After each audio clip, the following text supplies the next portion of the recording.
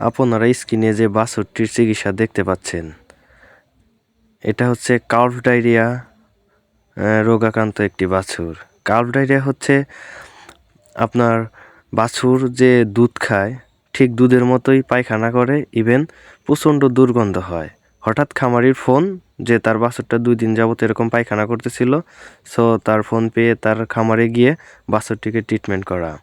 যাই হোক, আপনারা বাসায় গরু ছাগল যাই পালন করেন না কেন, এরকম যাদের বাসায় ছোট ছোট বাছুরগুলো আছে, অনেক সময় দেখা যায় ম্যাক্সিমামই এরকম ডায়রিয়া করতে থাকে। অনেক খামারির ভুলের কারণে দেখা যায় যে 2 দিন 3 দিন আপ হয়ে গেছে, বিভিন্ন ধরনের মেডিসিন খাওয়াচ্ছেন কিন্তু রেজাল্ট পাচ্ছেন না।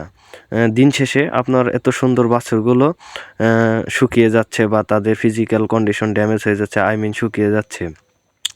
সো আপনার পোষাপালিত এই গরু ছাগল যাই পালন করেন না কেন, সকাল থেকে বিকাল পর্যন্ত তাদের মুভমেন্ট এবং খাওয়া দাওয়া এবং কি পায়খানা সব কিছু পর্যালোচনার মধ্যে রাখবেন এবং সমস্যা হওয়ার সাথে সাথে অবশ্যই চিকিৎসায় যাবেন।